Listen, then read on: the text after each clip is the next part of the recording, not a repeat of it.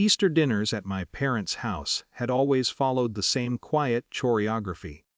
The same long table, the same white plates my mother insisted were only used on holidays. My brother sitting near Dad at the head of the table. Me somewhere along the side, close enough to be present, but never quite in the center of anything. It wasn't something people talked about. Just a pattern that had always existed. That year felt no different at first. The house smelled like baked ham and rosemary potatoes. Sunlight came through the kitchen windows and landed across the tablecloth in soft rectangles. My brother was telling a story about a renovation he'd been doing on his new place. Dad listened with interest, asking questions about contractors and property taxes. I ate quietly, half listening. Then Dad set his fork down. The small clink of metal against the plate pulled everyone's attention toward him. "There's something I should probably say while we're all here," he said.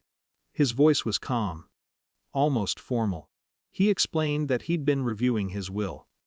That the house, the one we were sitting in, would eventually go to my brother. At first, it didn't even register as a conflict. My brother lived nearby. I didn't. Practical decisions like that happen in families all the time. Then Dad looked directly at me. "And it just makes sense," he added, "because you were never really part of this family anyway." The words hung in the air long enough that I thought maybe I'd misunderstood them.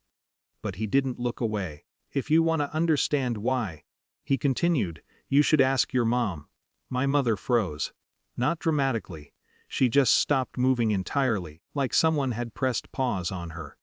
For a moment, no one spoke. My brother stared down at his plate. I felt something strange happening inside my chest, not anger exactly. More like a puzzle piece sliding into place after years of not knowing where it belonged. Because if I was honest with myself, the sentence explained things. The quiet distance. The subtle differences in how decisions were made. The way my father's attention had always leaned slightly toward my brother. Still, hearing it spoken out loud felt different. I turned toward my mother. She looked like someone trying to decide whether to speak or disappear. Before she could choose, a chair scraped against the floor. My grandmother stood up slowly at the end of the table. She was 82 that year. Small, quiet.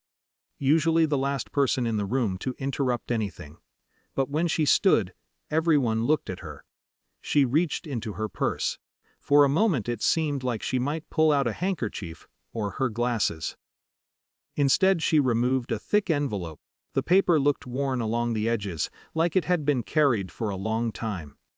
"I've waited 25 years to show you this," she said. Her voice wasn't loud. But it carried.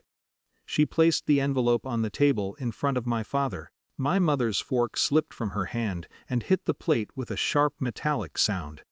No one moved.